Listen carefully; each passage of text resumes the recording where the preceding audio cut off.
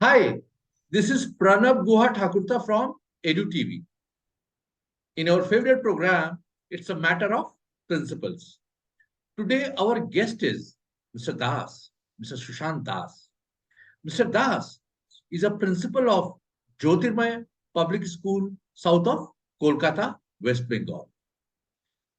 We would like to share some of his current appointments and achievements.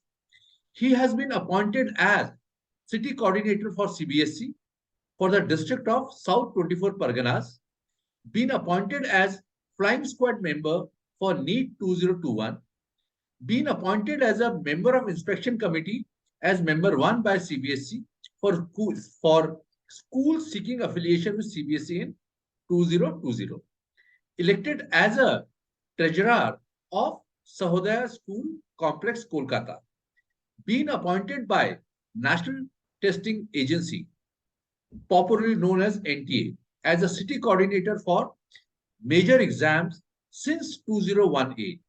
His belief is hard work has no other substitute. There is no royal road to learning.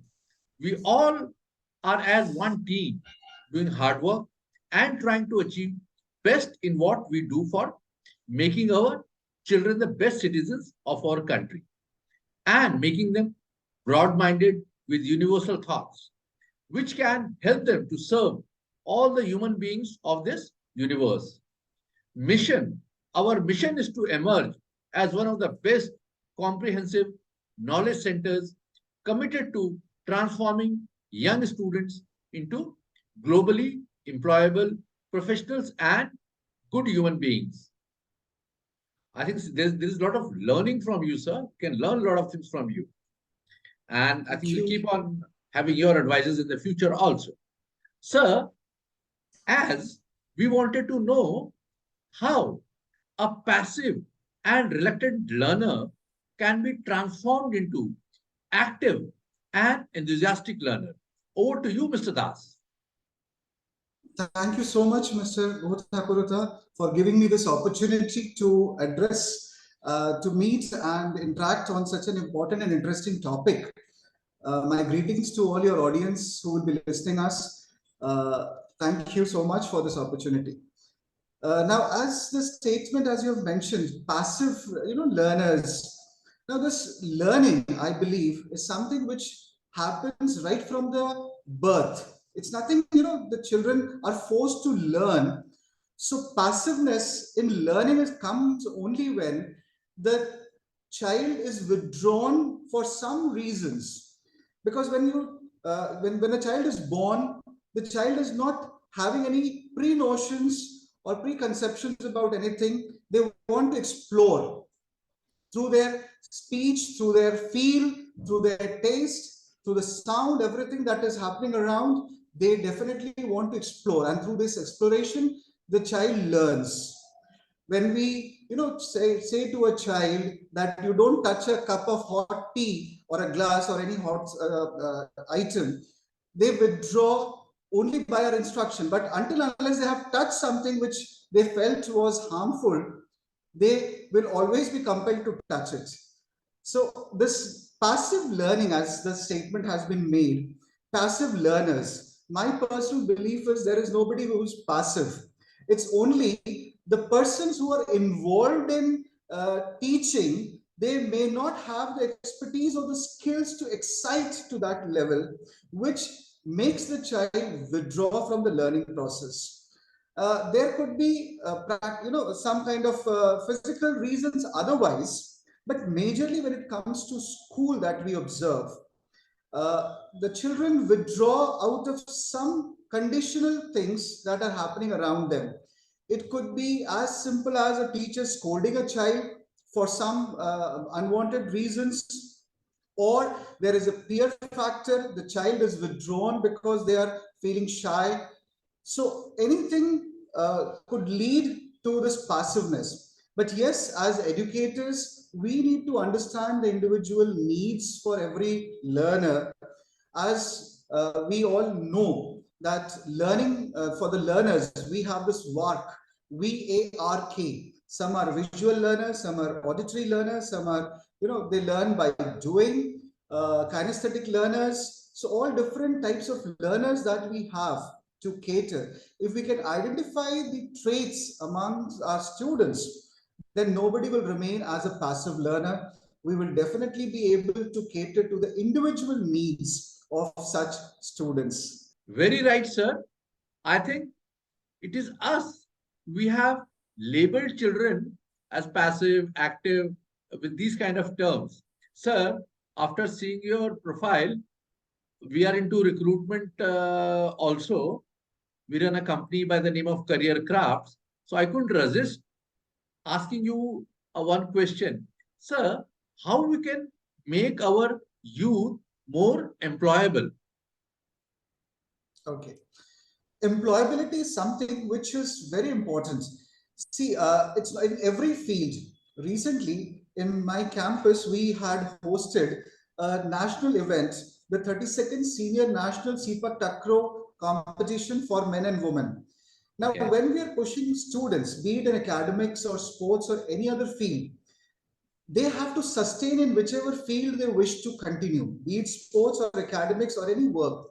Now, employability, any employer, what is the employer looking for? These days, people have degrees, but the skills that the employer is looking for is lacking among the students.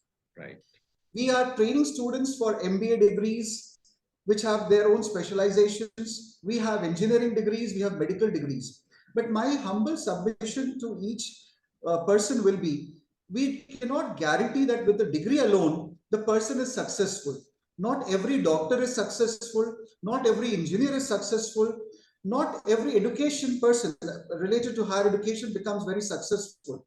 It's only with certain skills that the person acquires over a period of time or through his own internal introspection that we do at times where the strength lies. We can work upon our strengths. So employability, to make the youth employable, we definitely need to orient them with the current trends. We have to give them the guidelines, what could be the best suited for any type of industry. There has to be a lot of interaction between the professionals and the youth, until and unless the professionals and the youth mingle, because the youth has no information. There is, they don't understand the need of a banker, they don't understand the need of any professional that the person is looking for, a HR person or an IT person. What kind of involvement or work is being done by these professionals? So if we get professionals into the school level and make them interact with children, that definitely helps them to understand their own strengths first. That okay, I have skills with computer, I have some skills with, maybe my language skills are very good, I can speak very well, my computing skills are very good. So that way I can definitely enhance in that area. And with the new education policy coming up where the studies are becoming more liberal, we definitely can put forward before our students a plethora of subjects as per their potential, instead of only students taking up science or commerce. These are the two most sought after subjects when it comes to the choice of subjects when they move from level class 10 to class 11. And hence, many of the students after class 12, though they have science, they either go for an English honors subject or a vernacular honors subject or something else, mass communication, something. But if the students could be oriented towards the right kind of path where they have the strength, where they are more comfortable, because you will find many engineers or doctors, they also go for civil services later on. That is by their choice, that is by their own passion. They want to become a civil servant. So if the orientation happens from an early stage, they are being guided with what is required. If the training is such at the school level itself, and the parents are also taken as a partner to this orientation, because unfortunately, when we talk about students, we have very less percentage of students who have parents who are aware, those who can guide them or help them in making the righteous choice. So unfortunately, since I belong to a school, Jyotirmoy Public School is in the suburbs, and the clientele that we deal with are almost the first generation learners. So it is always a bigger challenge in front of us to convince the parent about what could be the right path for their ward. Every parent wants success for their child. Every learner wants to get established in their due course in the career. But what could be the right path to give them more, edge over their competitors? This has to be explored. We do have counselors, our teachers do their job very meticulously, but still I feel there is a lot of things that needs to be done at the government level, at individual school level, and as part of educators individually with when we interact with children.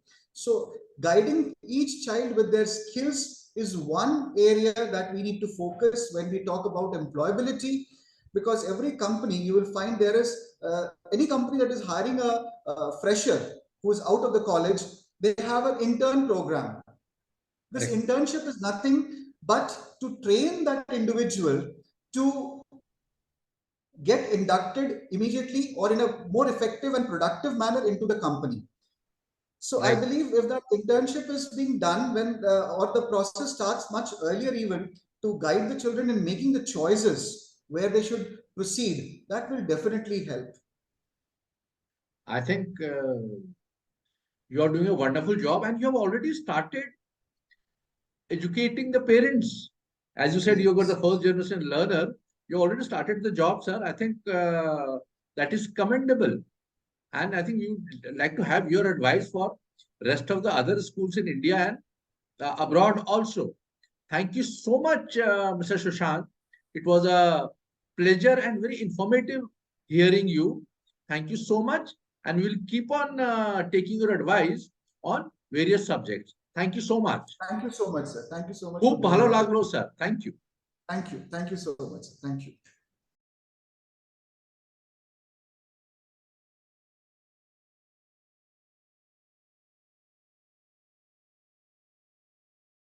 I am Harshini Sudarshan. I am a grade 12 student studying at Delhi Public School, Bangalore East. For those of you who are watching, at EDU TV, we are having a program where we conduct talks and interviews between students and university outreach heads in order to find out more about the colleges that we want to join in and what these colleges and universities are offering to us.